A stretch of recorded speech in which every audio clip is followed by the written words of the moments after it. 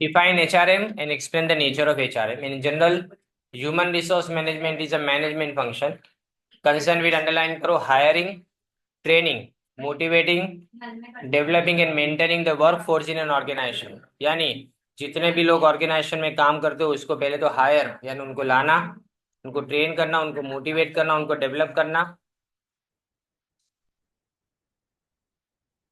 और मेंटेन करना the work force in an organisation यानी जितने लोग काम करते हो उसको human resource management ensures satisfaction of employees to get maximum contribution of employees. पहले एम्प्लॉय सेटिस्फाई कब होंगे? जब उनको प्रॉपर सैलरी प्रॉपर फैसिलिटीज मिलेगी तब, और वो फिर बाद में मैक्सिमम कंट्रीब्यूशन करेंगे ऑर्गेनाइजेशन में। According to Armstrong 1997, human resource management can be defined as a strategic approach to acquiring यानी एम्प्लॉयज को लाना, उनको डेवलप यानी ट्रेनिंग देना, उसके बाद में उनको मैनेज करना, उनको मोटिवेट करना और उनका कमिटमेंट यानी वो बराबर डेडिकेटेड काम करे, डेडिकेशन के साथ में काम करे ऑर्गेनाइजेशन के अंदर, ये देखना।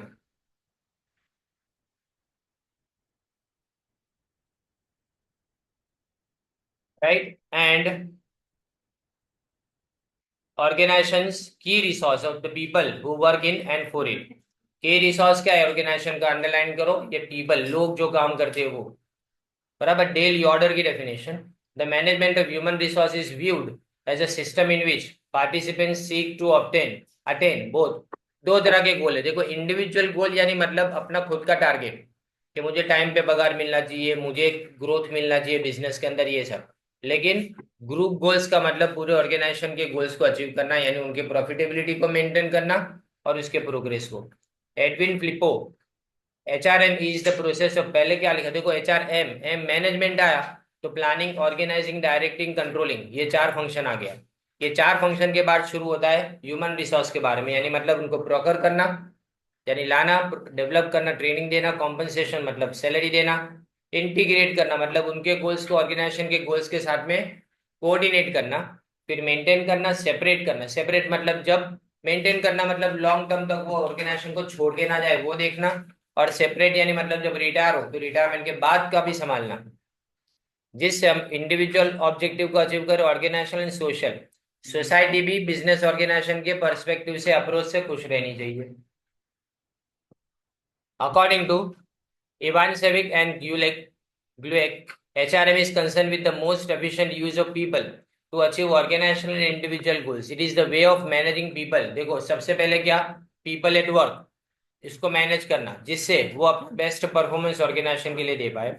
और Dessler, the policies and practices involve in carrying out the people और human resource aspect of a management position including recruiting, screening. देखो पहले क्या लिखा है, कहाँ से शुरुआत हुई, ह्यूमन रिसोर्स एस्पेक्ट को देखना, उसमें मैनेजमेंट की पोजीशन पहले क्रिएट होती है, उसके बाद में उस पोजीशन के लिए रिक्रूटमेंट किया जाता है, फिर स्क्रीनिंग मतलब चेक किया जाता है कि एम्प्लॉइज प्रॉपर है कि नहीं, फिर उनको ट्रेन किया जाता है, फिर इनको रिवॉर्ड यानी कॉम्पनसेशन दिया जाता है, फिर अप्रेजल मतलब उन्होंने परफॉर्म बराबर के किया कि नहीं वो चेक किया जाता है। अप्रेजल यानी परफॉर्मेंस चेक करना। अब आता है nature of HRM। Human resource management is a process of bringing people and organisations together so that the goal of each are achieve. दोनों का गोल अचीव करना है। लोगों का गोल क्या होता है, हर इंसान का गोल है टारगेट कि वो अपना अपने फैमिली को पाल सके, अपनी रिक्वायरमेंट को पूरा कर सके। और ऑर्गेनाइजेशन का गोल ये है तो ऑर्गेनाइजेशन प्रोग्रेस करना चाहते हैं उन्हीं एम्प्लॉयज के साथ में, ज्यादा प्रॉफिटेबिलिटी अचीव करना चाहते हैं। Tries to secure the best from the people,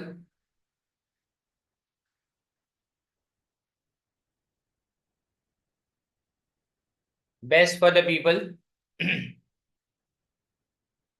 by winning their whole hearted cooperation, मतलब उनका कोऑपरेशन जीतना एम्प्लॉयज का वो बहुत जरूरी है अपने लिए। And in short it may be defined as the art of brokering, सबसे पहले ब्रोकर करना, डेवलप करना, मेंटेन करना, बार बार आ रहा है। कंपिटेंट वर्कफोर्स मतलब वो लायक लोग जो लोग बिजनेस के लिए जरूरी है। To achieve the goals of an organisation in an effective and efficient manner it has the following features. एक तो परवेजिव फोर्स, फीचर्स में पहले परवेजिव यानी कंटिन्यूअस, परवेजिव यानी कंटिन्यूअस यानी वो हर ऑर्गेनाइजेशन में होता है। इट परमिएट्स यानी enters all levels of management in organisation, यानी हर लेवल में आपको ऑर्गेनाइजेशन के अंदर HRM की जरूरत पड़ेगी। फिर ये एक्शन ओरिएंटेड है, सिर्फ रिकॉर्ड कीपिंग उसका काम नहीं है, मतलब रिकॉर्ड रखना काम नहीं है, प्रोसीजर या तो रूल बनाना उसका काम नहीं है, लेकिन सही रैशनल यानी समझदारी भरी पॉलिसीज को बना के एम्प्लॉयज के प्रॉब्लम को सॉल्व करना है। फिर individually oriented, it tries helping employees to develop their potential to achieve individual goals. Target achieve करना, इंडिविजुअल के टारगेट्स को अचीव करना। It encourages them to give their best to the organisation, यानी organisation को वो अपना सबसे बेस्ट क्रिएट करके दे। And it motivates employees through a systematic process of recruitment. सबसे पहला प्रोसेस किसका है? रिक्रूटमेंट का। फिर उसके बाद में सिलेक्शन आएगा, फिर ट्रेनिंग एंड डेवलपमेंट, ये सब सेकंड यूनिट है यहाँ तक। Couple with fair wage policies, fair wage यानी मतलब सही पगार मिलना चाहिए उसको। कपल विथ यानी यानी कपल विथ का मतलब कनेक्टेड विथ या तो अलोंग विथ लिख सकते हो, अलोंग विथ। फिर नेक्स्ट लिखा है people oriented. HRM is all about people at work, both individual and group. It tries to put people on assigned job to produce good results. The resultant gains are used to reward people and motivate them towards further improvement in productivity. उनको reward दिया जाएगा, reward यानी उनको proper salary दी जाएगी और उनको motivate किया जाएगा जिससे वो अपनी प्रोडक्टिविटी यानी प्रोडक्शन करने की कैपेसिटी को इंक्रीज करें। फिर it is future oriented. Effective HRM helps in organisation meet its goals in the future by providing competent और वेल मोटिवेटेड एम्प्लॉइज। तुम्हारे पास जो एम्प्लॉइज है वो कॉम्पिटेंट है, तुमने जो सिलेक्शन किया है वो अच्छे एम्प्लॉय है, उनको मेंटेन करना है और उनको मोटिवेटेड रखना है, मतलब वो और ज्यादा अच्छा काम करे उसके लिए उनको एनकरेज करना है। फिर ये डेवलपमेंट ओरिएंटेड है। HRM इंटेंस मतलब tries to develop the full potential of employees. The reward structure is tuned मतलब setup, to the needs of employees, यानी जरूरतों को पूरा करे एम्प्लॉइज की, वो देखना है। Training is offer to sharpen and improve, sharpen improve दोनों का मीनिंग सेम, उनकी स्किल्स को इम्प्रूव करना है। Employees are rotated on various job so that they gain experience and exposure. उनको अच्छा एक्सपीरियंस मिले, अच्छा एक्सपोजर, एक्सपोजर का मतलब उनको काम करने का मौका मिले, अपॉर्चुनिटी को एक्सपोजर बोला जाता है। एवरी अटेम्प्ट इज मेड, हर बार अटेम्प्ट यानी ट्राई ये की जाती है कि to use human resource optimum resource and optimum utilisation of their talent, उनके टैलेंट का प्रॉपर यूटिलाइजेशन किया जाए at the work place to achieve organisational goals, जिससे हम ऑर्गेनाइजेशन के सारे जितने भी टारगेट्स है उसको पूरा कर पाए। Integrating mechanism, HRM tries to build and maintain cordial यानी friendly relations between people working at various levels in the organization. In short, it tries to integrate human assets in the best possible manner in the benefits of the organization. Integrating मतलब coordinating mechanism, यानी friendly relations maintain करने, किसके साथ में? लोगों के साथ में जो काम करते हैं वो, तो उसको अपने ह्यूमन एसेट मानते हैं। वो हमारे लिए भले बैलेंस शीट में नहीं दिखाई जाए लेकिन एक एसेट है और वो भी हमारे बेनिफिट के लिए यूज करना है हमको। फिर कॉम्प्रिहेंसिव फंक्शन, कॉम्प्रिहेंसिव यानी complete, detail. HRM to the some extent concerned with any organizational decision which has an impact on the workforce or potential workforce। आने वाले या तो जो भी हमारे अभी के एम्प्लॉइज है उनके सबके साथ में HRM वो सारे कोई भी डिसीजन लो कभी ना कभी एम्प्लॉइज को अफेक्ट तो करेगा। द टर्म वर्कफोर्स सिग्निफाइज जितने भी लोग काम करते हैं अलग अलग लेवल्स पे, चाहे वो वर्कर्स हो, सुपरवाइजर्स हो, मिडल या तो टॉप मैनेजर्स हो। It is concern with managing people at work, जितने भी लोग काम करते हैं उन सबको मैनेज करना। इसमें हर तरह के पर्सनल आते हैं, पर्सनल यानी स्टाफ। पर्सनल वर्क में take different shapes and forms at each level in the organizational hierarchy, but the basic objective of achieving organizational effectiveness through effective and efficient organization utilization of human resources remains the same। यानी objective तो एक है, जो भी human resource है ना उसका बराबर यूटिलाइजेशन होना, यानी सही तरीके से उनको यूटिलाइज करना। It is basically a method of developing potentialities of employees so that they get maximum satisfaction out of their work। उनको अपने काम से पूरा सेटिस्फेक्शन मिले एंड वो अपना बेस्ट एफर्ट्स दे ऑर्गेनाइजेशन को, जहां पे उनको जरा भी ऐसा मौका ही ना दिया जाए कि वो कंप्लेन कर पाए, यानी उनकी सारी प्रॉब्लम्स का सॉल्यूशन हमारे पास होना चाहिए। फिर ऑक्सिलियरी सर्विस यानी सपोर्ट करने वाली सर्विस है ये। HR department exist to assist, लिखा है ना असिस्ट यानी मदद करने के लिए, और एडवाइस देने के लिए, द लाइन और operating managers, so to do their personal work more effectively.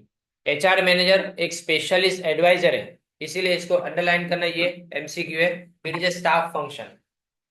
HR manager जो काम करता है वो स्टाफ फंक्शन यानी हेल्प करने का फंक्शन है, वो डिसीजन नहीं लेता, डिसीजन दूसरा मैनेजमेंट लेगा।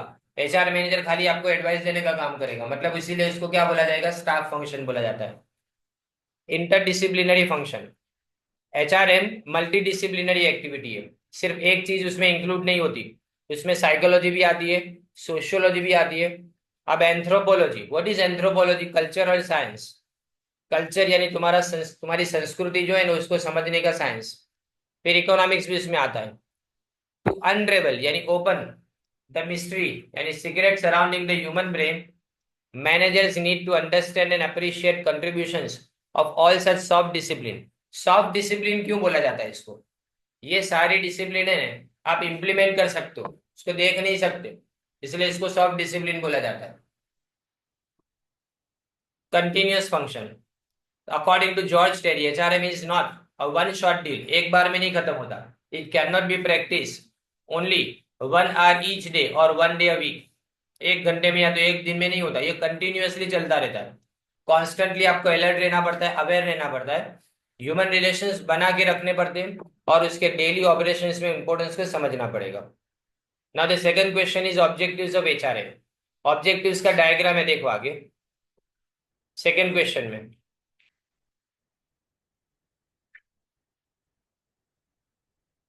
ऑब्जेक्टिव्स ऑफ एचआरएम जो लिखा है ना, वो उसमें नंबर्स की जगह पे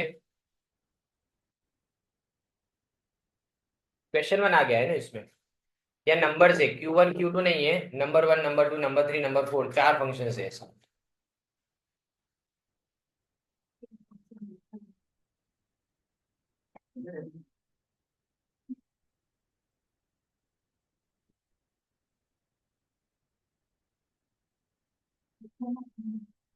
ओके, तो अभी स्टार्ट करते, देखो पहले ने objectives of HRM, right people for right job, सही जॉब के लिए सही आदमी होना चाहिए, जिससे हम ऑर्गेनाइजेशन के गोल्स को अचीव कर पाए। अब उसके अलावा पहला है सोशल ऑब्जेक्टिव, जितना बोलूं उतना टिक करते जाना। To be ethically and socially responsive to the needs of society, पहला लिखा है कि आप सोसाइटी की जरूरतों को पूरा करें। HRM ensures must ensure that organisations manage human resource in an ethical, ethical का मतलब गलत तरीके से मैनेज ना करना, मतलब एथिकली मार के, पनिशमेंट दे के, अननेसेसरी स्ट्रिक्टनेस उसके अंदर दाखिल करके ऑर्गेनाइजेशन में ये नहीं होता। इसीलिए ethically and socially responsible manner through ensuring compliance with legal, compliance मतलब एग्रीमेंट, कंप्लायंस का मतलब होता है एग्रीमेंट विद लीगल और एथिकल स्टैंडर्ड, जो कानून बनाया गया है और जो समाज के लिए सही गलत है उसको एथिकल स्टैंडर्ड्स बोलेंगे, वो सारे स्टैंडर्ड्स को ध्यान में रखना है। फिर उसके बाद में ऑर्गेनाइजेशनल ऑब्जेक्टिव, उसमें दो अलग अलग चीजें, जो को आइटैलिक्स में लिखा है, to help the organisation reach its goals. HR department, like other departments in an organization, exists to achieve the goal of the organization first, पहले ऑर्गेनाइजेशन के गोल को अचीव किया जाएगा, और अगर वो अपना मकसद पूरा नहीं कर पाए तो HR डिपार्टमेंट विल विंदर, विदर यानी मतलब वीकर, वीक हो जाएगा, और डाई यानी खत्म हो जाएगा। क्योंकि कारण ये है कि अगर एम्प्लॉय जो टारगेट दिए वो कंप्लीटेड नहीं करेंगे तो HR डिपार्टमेंट की जरूरत क्या है, पहला ये। दूसरा, to provide the organisation with well trained and well motivated employees, best लोगों के अंदर से सिलेक्ट करके देना है। Employees must be motivated to provide their maximum efforts, that their performance should be evaluated properly for results, and that they will be remunerated or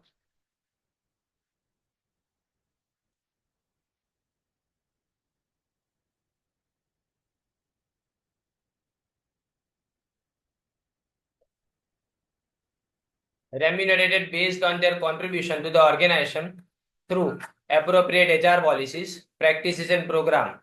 human resource policy, practice और programme proper चलने चाहिए, right. उसके base के ऊपर अपने contribution के base के ऊपर अपने उसको रेम्यूनरेशन देंगे, मतलब पगार दिया जाएगा लेकिन एम्प्लॉइज के जितने कंट्रीब्यूशन उसको ध्यान में रख के। फिर फंक्शनल ऑब्जेक्टिव्स, फंक्शनल ऑब्जेक्टिव्स दो है, to employ the skills and abilities of the workforce efficiently, मतलब उनकी स्ट्रेंथ, जो भी कोई एम्प्लॉय है उसकी कोई ना कोई स्ट्रेंथ होगी, उस स्ट्रेंथ को प्रॉपरली यूज करना जिससे हम प्रोडक्शन ज्यादा बढ़ा पाए और जिससे कस्टमर, शेयर होल्डर और एम्प्लॉयज को सबको बेनिफिट मिले। To communicate HR policies to all employees, it is the responsibility of HRM to communicate in the fullest possible sense. Proper तरीके से एचआरएम कम्युनिकेट करेगा, टैपिंग यानी bringing ideas, opinions and feelings of customers, known customers, regulators and other external public as well as understanding the views of internal human resources। यानी जितने भी internal resources है, human resources, उन सबको हम क्या करेंगे, एम्प्लॉइज, ऑर्गेनाइजेशन जो भी पॉलिसीज बनाता है उस पॉलिसी को वहां तक पहुंचाने का काम है सर, और उनको समझाने का काम है सर, क्योंकि कारण कस्टमर को प्रोडक्ट सही तरीके से पहुंचाने की अगर पॉलिसी हो तो वो पॉलिसी जब तक एम्प्लॉइज नहीं समझेंगे, सेल्समैन वाले सेल्स के एम्प्लॉइज नहीं समझेंगे तब तक वो काम नहीं हो पाएगा। फिर पर्सनल ऑब्जेक्टिव भी दो है, to develop and maintain a quality of work life, it makes employment in the organisation a desirable personal and social situation. Organisation में एम्प्लॉयमेंट कैसा होना चाहिए, प्रॉपर एम्प्लॉयमेंट यानी डिजायरेबल, पर्सनल, सोशल। डिजायरेबल अच्छा, personal मतलब हर इंसान को लगना चाहिए कि मेरे लिए काम करता है ऑर्गेनाइजेशन, ये पर्सनल हुआ। एंड सोशल, पूरी सोसाइटी के लिए काम करना। Without improvement in the quality of work life it is difficult to improve organisational performance. यानी जब तक तुम वर्क लाइफ इंप्रूव नहीं करोगे तब तक ऑर्गेनाइजेशन का परफॉर्मेंस अच्छा नहीं होगा, कारण काम करने में अगर इंटरेस्ट नहीं रहेगा और काम करने की का माहौल बराबर नहीं होगा तो काम भी बराबर नहीं होगा। And the final one is to increase the employees job satisfaction at maximum level and self actualisation. It tries to prompt यानी quick and stimulate encourage every employee to realize their potential. It also tries to develop suitable programs which need to be designed aiming at improving the quality of work life। QWL, quality of work life, बराबर नहीं? यानी आपको करना क्या है कि suitable programmes इसलिए बनाने जिसके कारण हम हमारी जितनी भी वर्क लाइफ है उसको क्या कर पाए, प्रॉपर इंप्रूव कर पाए। एम्प्लॉयज की वर्क लाइफ सुधारना जरूरी है। The scope of HRM is very wide.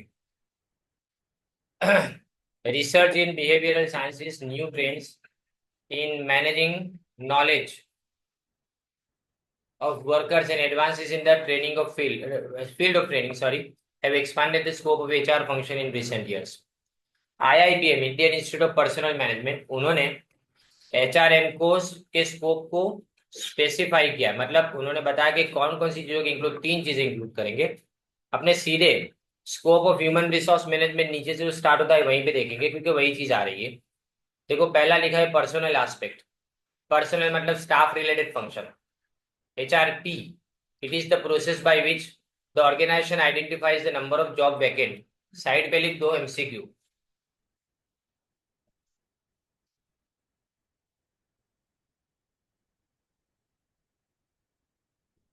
फिर job analysis and job design, ये 100% आएगा।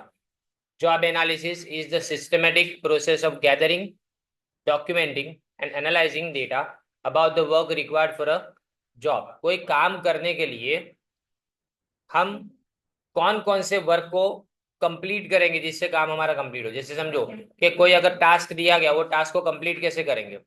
Job analysis is the procedure for identifying those duties और behaviour that defines a job.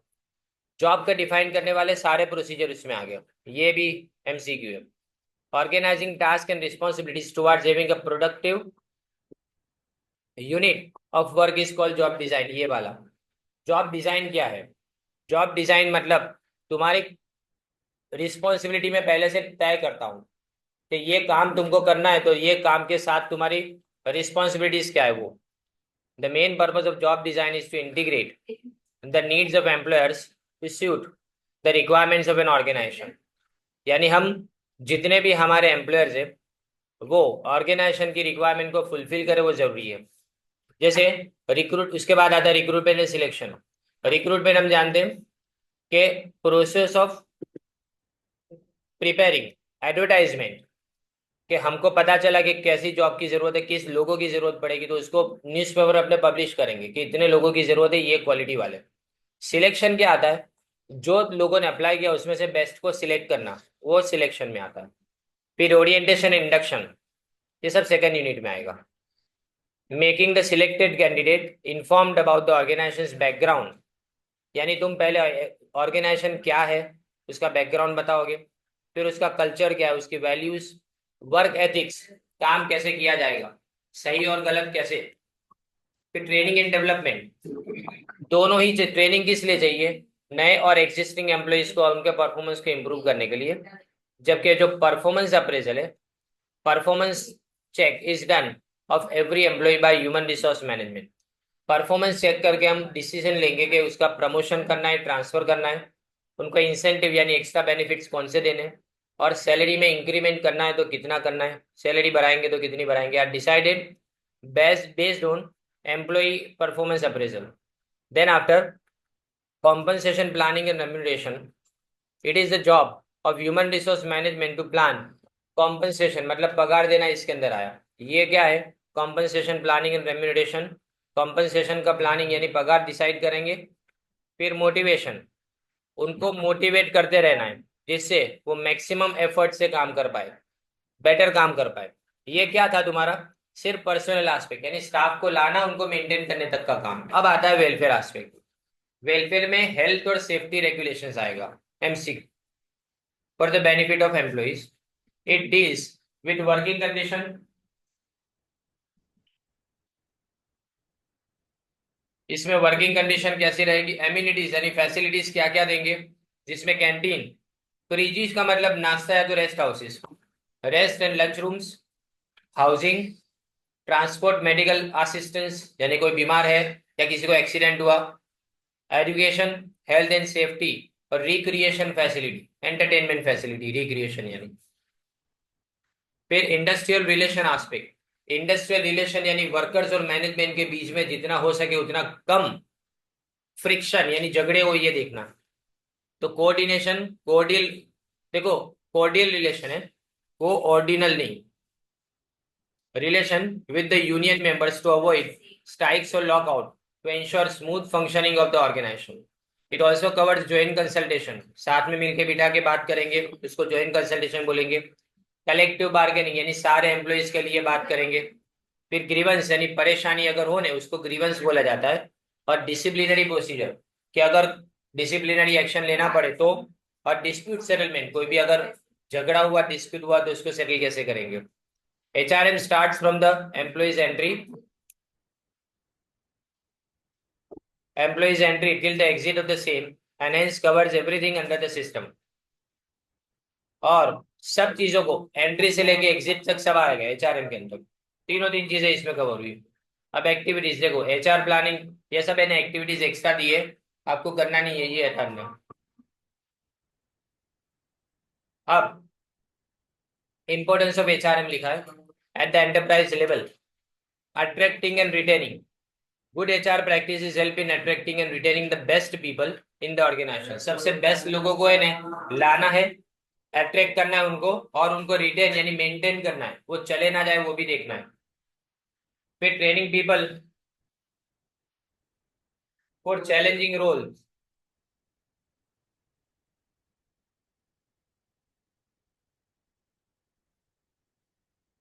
It helps in training people for challenging roles, developing,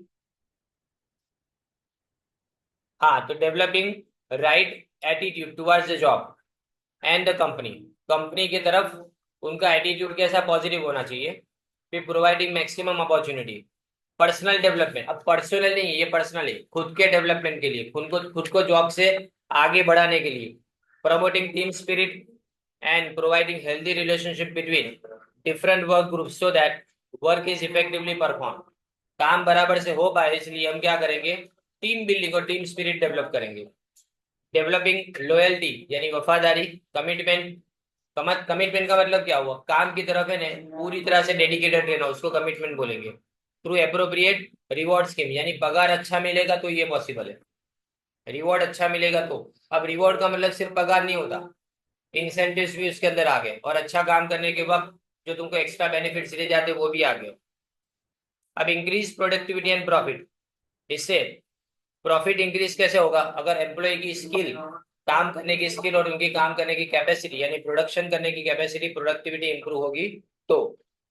अब ये क्या था enterprise level. अब individual level पे देखो, इसमें टीम वर्क और टीम स्पिरिट प्रमोट करना, यानी लोग मिलके काम करें। फिर एक्सेलेंट ग्रोथ अपॉर्चुनिटी, मतलब उनको पता चलना चाहिए कि वो लोग इस ऑर्गेनाइजेशन के अंदर जिस पोजीशन पे अपॉइंट हुए उससे वो आगे बढ़ेंगे, यानी प्रमोशन होगा उनका। फिर generating right attitude among the employees through effective motivation, proper motivation लेना है उनको। And it allows people to work with diligence and commitment. Diligence, diligence का मतलब अपने समझदारी से काम करो, उसको डिलीजेंस बोले। And utilising effectively the available goals of the enterprise and fulfilling their own social and other psychological needs of recognition, love, affection, belongingness, esteem and self actualization। अब देखो पहले क्या लिखा है इसके अंदर, रिकॉग्निशन का मतलब पहले तो उनके काम को सराहा जाए। फिर लव एंड अफेक्शन का मतलब उनको वहां पे रिस्पेक्ट मिले। बिलोंगिंगनेस, उनको लगे कि ये ऑर्गेनाइजेशन हमारी फैमिली की तरह से। एस्टीम एंड सेल्फ एक्यूलेशन, इसका मतलब ये ऑर्गेनाइजेशन के अंदर हम जितना आगे बढ़ना चाहे उतना बढ़ सकते हैं। To develop skill and maintain job satisfaction at individual level, सबको जॉब सेटिस्फेक्शन मिलना भी जरूरी है। अब सोसाइटी लेवल है, proper management of employees people helps in enhancing the dignity, यानी उनका रिस्पेक्ट बना रहे, ये सोशल नीड है सोसाइटी की तरफ। पहली बात तो ये है कि सोसाइटी के अंदर उनका रिस्पेक्ट बना रहे ना एम्प्लॉइज का, ये वो चाहते हैं। तो employment opportunities multiply. HRM helps in providing healthy work environment which might bring them psychological satisfaction. HRM maintains a balance between the job available and the job seeker. कितने जॉब है और कितने लोग काम मांगते हैं, ये दोनों के बीच में बैलेंस रखना है। यानी ये सोसाइटी की तरफ अपना मकसद है कि इतनी जॉब क्रिएट करो जितने लोग मांगने वाले हैं, और वो भी क्वालिफिकेशन और अपनी ज़रूरत के मुताबिक।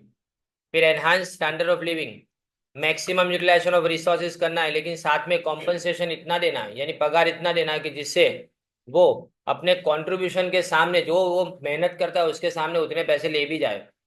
Square talents are put to best use, क्योंकि तुम्हारे पास जितने भी लोग काम करने के लिए आते हैं वो स्कैरसिटी में जो होते हैं, हमेशा टैलेंटेड पीपल स्कैरसिटी में, तो उनका यूज बराबर से करना है। फिर national level, a nation might be rich in physical resources, will not get its benefit itself unless human resource make proper use of them। कितना भी तुम्हारे जमीन के अंदर अलग अलग तरह के खनिज क्यों ना बड़े पड़े, लेकिन उसको निकालने वाले इंसान भी तो चाहिए, right? In fact human resources with right attitude are solely responsible for making use of national resources and for the transformation of traditional economies into the modern industries, making modern industries and knowledge economies. देखो traditional economies को क्या, modern industrial और knowledge economies, जितना industrialisation होगा उतना अच्छा। और दूसरी बात, जितना नॉलेज इकोनॉमी मतलब नॉलेज बढ़ेगा लोगों के बीच में काम करने के लिए, वो अच्छा। अब man vis machine, most of the problems organisation human are human and social rather than physical, technical और economic. No industry can be considered efficient as long as the basic fact remains unrecognized that it is principally human. It is not a mass of machine। याद रखो, कभी भी कोई भी business organisation machine और technique से नहीं चलता है, टेक्नोलॉजी से नहीं चलता, वो इंसानों से चलता है। But effective use of human resources helps in optimum utilisation of natural. तुम्हारे पास नेचुरल, फिजिकल और फाइनेंशियल रिसोर्स, पैसा कितना भी क्यों ना हो, लेकिन इंसान उसको यूज करेगा, इंसान उसको प्रॉपर यूज करेगा, तो people with right skills and proper attitudes help the nation to get ahead, compete with the best in the world, leading to a better standard of living and better employment। Proper employment मिलना चाहिए, competition proper होनी चाहिए। फिर आता है industrial development. It is dynamic and growth oriented organisations required an effective management of people in a fast changing environment। Organizations flourish only through the efforts and competence of their human resources, यानी उनके पास जितने लायक लोग, competence यानी लायक, जितने लायक लोग हैं ना उसके ऊपर से ऑर्गेनाइजेशन आगे बढ़ता है, फ्लोरिश यानी आगे बढ़ना। Employee capabilities must continuously be acquired, यानी अक्वायर शार्पन एंड यूज, तुम्हारी कैपेसिटी को हम पहले तो इंसान की कैपेसिटी को यूज कराएंगे, उसको शार्पन कराना, उसको ट्रेन करना, और ज्यादा उसको क्या खरीदना, यानी मार्केट से खरीदेंगे हम टैलेंट को खरीदना, यानी मतलब एम्प्लॉइज को हायर करना। Any organisation will have proper human resource management. पहली बात, कैपेबिलिटी इंडिविजुअल की बढ़ानी है। दूसरा, टीम स्पिरिट डेवलप करना है। तीसरा, कोऑपरेशन डेवलप करना है। चौथा, ऑर्गेनाइजेशनल इफेक्टिवनेस को डेवलप करना है, प्रमोट करना है, जिससे पूरा पहले जो सोसाइटी का डेवलपमेंट होगा, ऑर्गेनाइजेशन का डेवलपमेंट, फिर सोसाइटी का डेवलपमेंट और नेशन का डेवलपमेंट। ये क्वेश्चन इंपॉर्टेंट है, इसमें भी है ना आपको ब्लैंक मेरे ख्याल से आ गया है। और ये जो है ना रोल्स, एचआर रोल्स, बहुत चार खाली चीजें है इसके अंदर, और ये चारों चार चीजें जरूरी है। चार चीजें का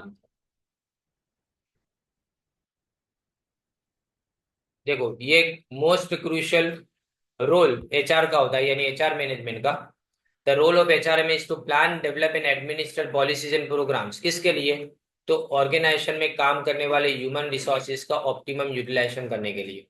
it is that part of management which is concern with the people at work. जो लोग काम करते हैं उनके साथ, और उनकी रिलेशनशिप ऑर्गेनाइजेशन के साथ में कैसे मेंटेन करनी है, एंटरप्राइज के साथ में, वो देखना है। अब ये आपको नाम पूछे जाएंगे, R L Mathis and J H Jackson, उन्होंने अलग अलग रोल्स बताए। और the nature and extent of these roles depend on both what upper management wants HR management to do and what competencies of HR staff have demonstrated।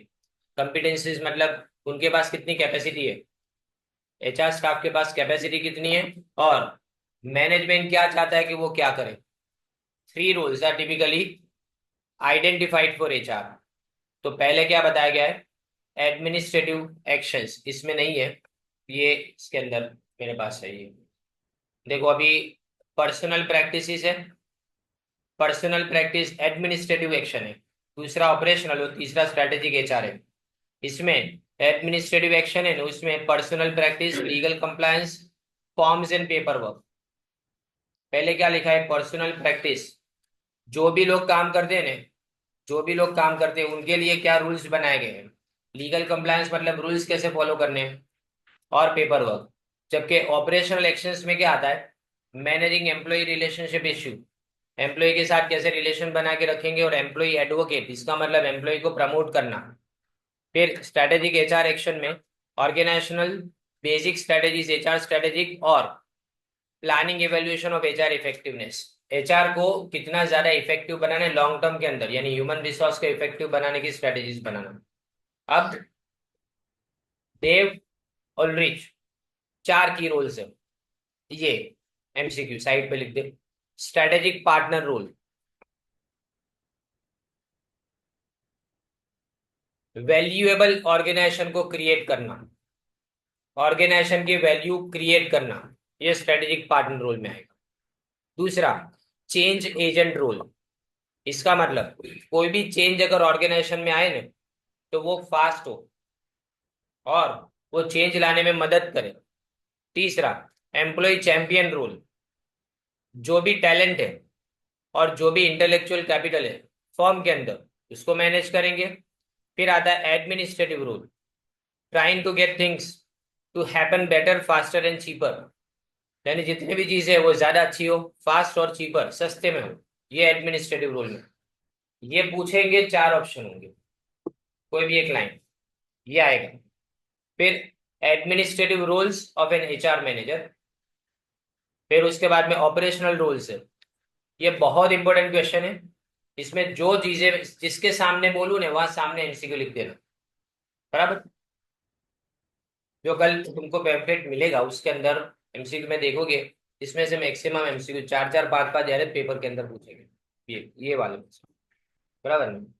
अब देखो, role of HR managers, human resource managers nowadays wear many hats, बहुत अलग अलग टोपियां पहनते हैं, ऐसा यानी अलग अलग रोल प्ले। इसमें तीन तरह के रोल्स हमने देखने, जो आगे ऊपर अपने देखे, एडमिनिस्ट्रेटिव, ऑपरेशनल और स्ट्रेटेजिक, तीन रूल्स। इसमें एडमिनिस्ट्रेटिव देखे, तो एडमिनिस्ट्रेटिव में सबसे पहले आता है पॉलिसी मेकर, पॉलिसी बनाने वाला। अब पॉलिसी किसके बारे में, जिससे दूसरी लाइन में लिखा है टैलेंट एक्विजिशन, टैलेंट को लाना, टैलेंट को रिटेन करना यानी उनको मेंटेन करना ऑर्गेनाइजेशन में, फिर वेज और सैलरी एडमिनिस्ट्रेशन, उनको बराबर पगार देना, वेलफेयर एक्टिविटीज फैसिलिटीज देना उनको, उनके रिकॉर्ड्स मेंटेन करना पर्सनल के, वर्किंग कंडीशन प्रोवाइड करना। यानी ये जो भी पॉलिसी तुमने बनाई इन सब के बारे में उसको इंटरप्रेट करना, उसका मीनिंग समझना और लोगों को समझाना, पहला पॉलिसी मेकर में। दूसरा एडमिनिस्ट्रेटिव एक्सपर्ट, यहाँ पे the administrative role of HR manager is heavily oriented to processing and record keeping, side पे एमसी। यानी इसमें एम्प्लॉय की सारी फाइल्स रखी जाएगी, उसका डेटाबेस रखा जाएगा, एम्प्लॉय के बेनिफिट का क्लेम, यानी मतलब क्या, बेनिफिट क्लेम का मतलब क्या, अगर समझो ग्रेचुइटी पेंशन वो सब अगर उसको प्रोवाइड कर रहे हो तुम रिटायरमेंट के बाद, तो उसका रिकॉर्ड तुम्हारे पास होना चाहिए, वो क्लेम करेंगे तो। फिर आंसरिंग क्वेरीज रिगार्डिंग लीव, अगर छुट्टी चाहिए उनको तो उनके सवाल के जवाब देने। फिर ट्रांसपोर्ट और मेडिकल फैसिलिटीज, जो भी रिपोर्ट एजेंसीज को पहुंचाना है, वो एजेंसीज को जो ह्यूमन रिसोर्स के लिए काम करती है यानी HRD, human resource department government का, उसको। एम्प्लॉइज, कस्टमर और गवर्नमेंट, जो भी एक्टिविटीज ये लोग परफॉर्म करते हैं वो सब बराबर से उसका रिकॉर्ड रखना। फिर आता है एडवाइजर, इसकी रिस्पॉन्सिबिलिटी अंडरलाइन करो, स्टाफ फंक्शन जो लिखा है ना वो, स्टाफ यानी खाली मदद करता है। लाइन फंक्शन का मतलब, अगर लाइन फंक्शन होता तो वो डिसीजन लेता, ये लोग लाइन फंक्शन नहीं करते, ये क्या करते, स्टाफ फंक्शन, खाली डिसीजन लेने में एडवाइस देते बस। तो यहाँ पे एडवाइजर में क्या आएगा, staff function. The personal manager performs his function by advising, suggesting, counselling and helping the line managers in discharging their responsibility relating to grievance literature. Grievance literature मतलब कोई भी परेशानी हो ना तो परेशानी को सॉल्व करना, कन्फ्लिक्ट यानी झगड़े मिटाना, employee selection and training, underline.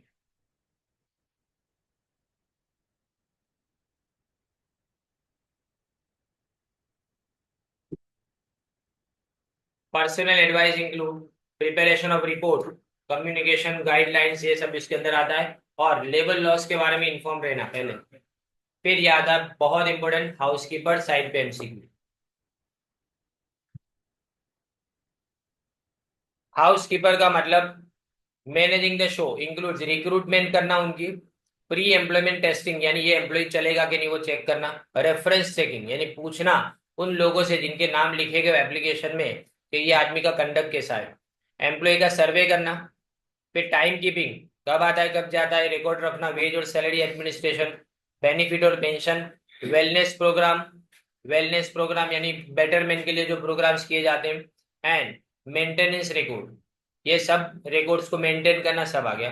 अब काउंसलर, काउंसलर यानी वो उसके फ्रेंड्स फैमिली मेंबर की तरह से बात करेगा उनके साथ में, उनके सारे जितने भी प्रॉब्लम्स है, जैसे work related problem, career related problem, supervisor के लिए कोई कंप्लेन हो तो उसको सॉल्व कराना, कलीग्स यानी साथ में काम करने वालों के सामने कोई कंप्लेन है तो उसको सॉल्व कराना, हेल्थ के बारे में कोई प्रॉब्लम, फैमिली, फाइनेंशियल या तो सोशल, किसी के बारे में भी अगर प्रॉब्लम हो तो उसको मिनिमाइज करेंगे यानी कम करना, और overcoming the problem.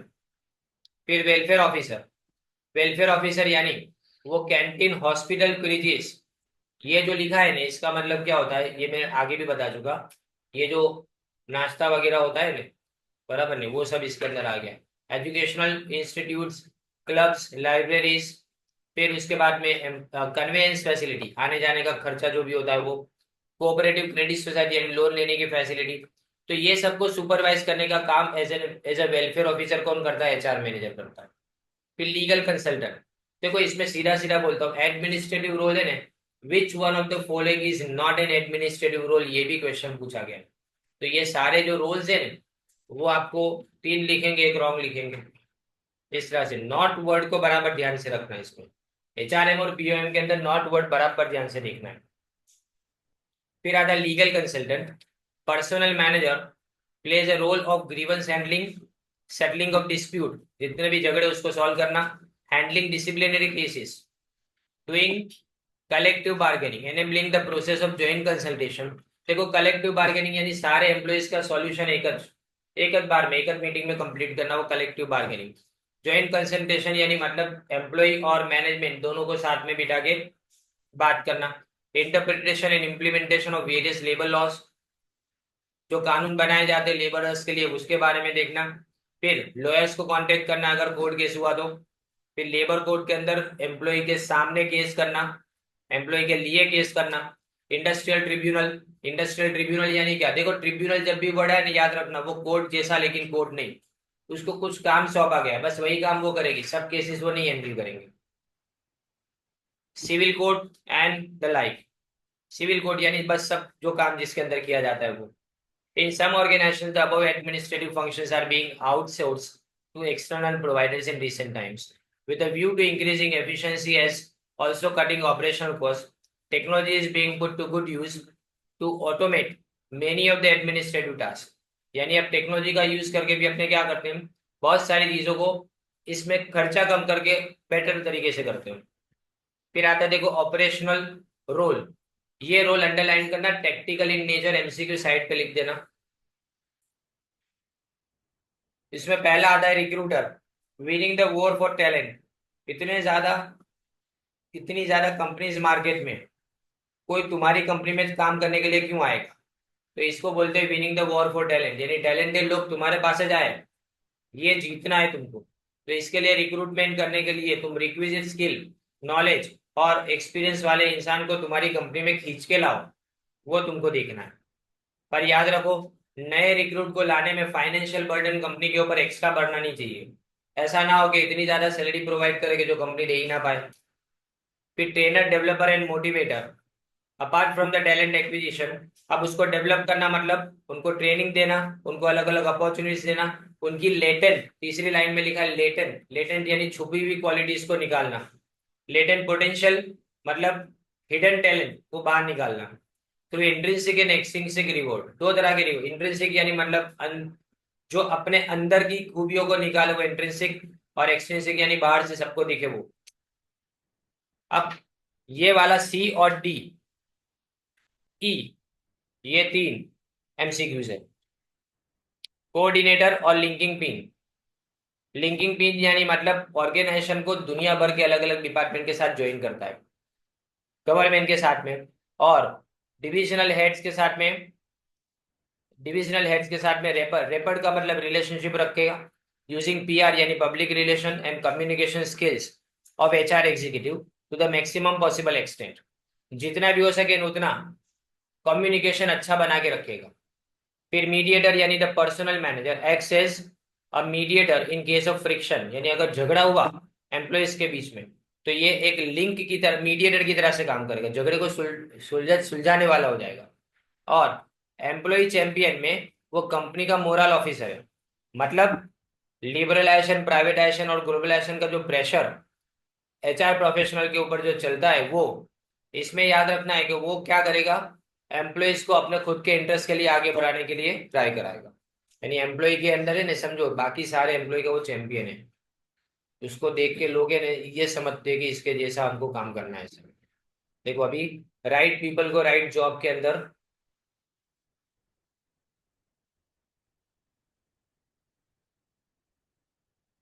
Right people को राइट जॉब के अंदर अपने अपॉइंट करना है, बराबर।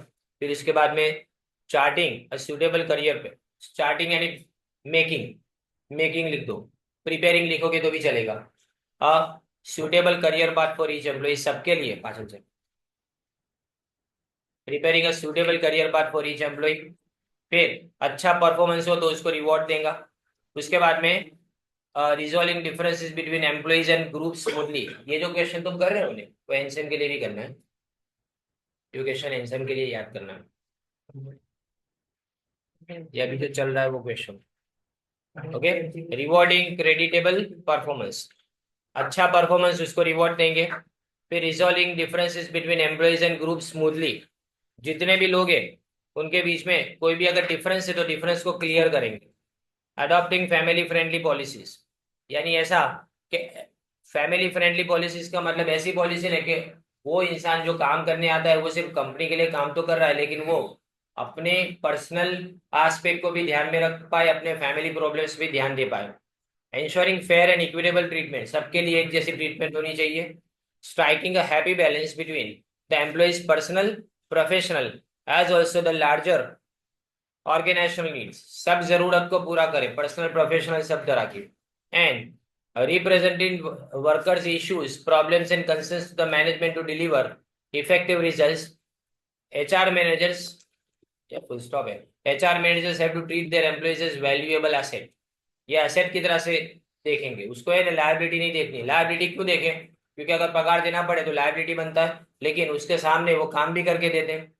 तो यहाँ पे इस अप्रोच से HR प्रैक्टिसेस और principles are in sync. Sync यानी उसके साथ मिल के काम करते हैं. मिल यानी सिंक्रोनाइज करना, मतलब कोऑर्डिनेशन लिख सकते हो.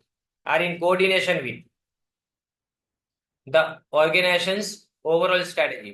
It forces the organization to invest in its best employees. इससे क्या, सबसे अच्छा एम्प्लॉय जो है उसके अंदर एम्प्लॉय अपने इन्वेस्ट करें और उसके परफॉर्मेंस स्टैंडर्ड को कोई भी तरह से कॉम्प्रोमाइज ना करें, यानी वो परफेक्ट परफॉर्मेंस दे, वो भी हमको देखना है. अब ये स्ट्रेटेजिक रोल, लास्ट वन.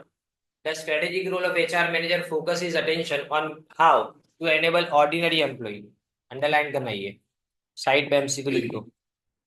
एक मामूली एम्प्लॉय को एक्स्ट्रा ऑर्डिनरी परफॉर्मेंस देने के लिए कैसे मजबूर करे, वो आता है. और इसमें सब जो नीचे लिखा हुआ है देखो, इसमें पहला चेंज एजेंट बताया गया है.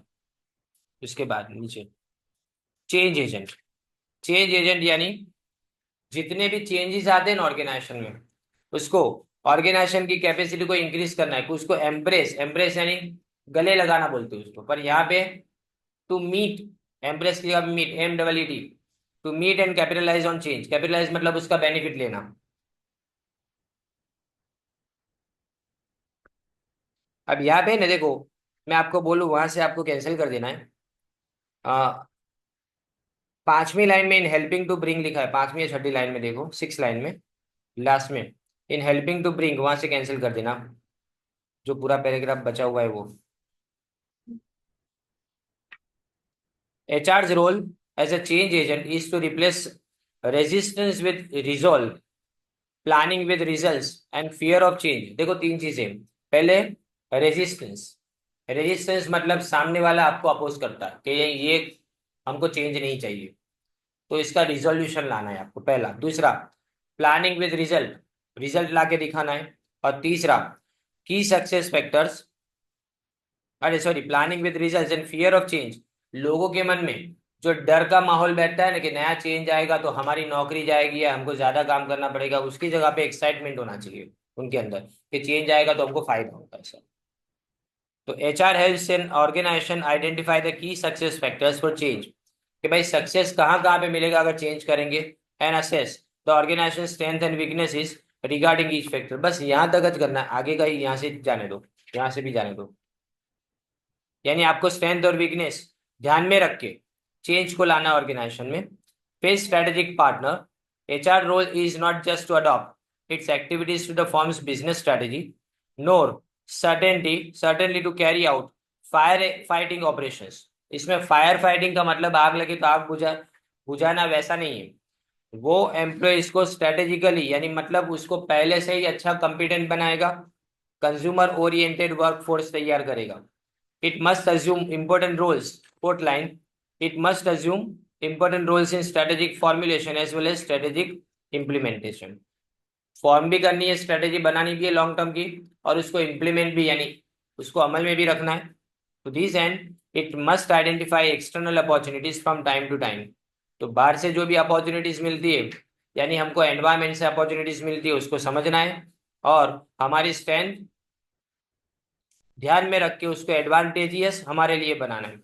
तो यहाँ पे while implementing strategy, last line में देखो नेक्स्ट पेज पे, while implementing strategies HR should develop appropriate ways to restructure work process smoothly. यानी जितना भी काम हो वो काम स्मूथली होना चाहिए और प्रोसेस बराबर से चलना चाहिए. कोई भी स्ट्रेटेजी बनाओ उसके अंदर ये देखना है. यहां तक एंड सेम के लिए याद करना. यहाँ से आगे का जो है ना वो सिर्फ अपने MCQ के लिए पढ़ेंगे, क्योंकि इसके बाद का HR प्लानिंग बहुत लेयर्स में. तो HR प्लानिंग को मैंने एंड सेम के लिए ना बोल रहा हूँ, शायद एक क्वेश्चन खाली ऑब्जेक्टिव्स लिखा है ना 7th वाला, वो अपने करेंगे। देखो आगे क्वेश्चन नंबर 8 वाला, बराबर नहीं, वो सिर्फ हम करेंगे, बाकी कोई भी नहीं करेंगे उसमें से मेंशन के लिए।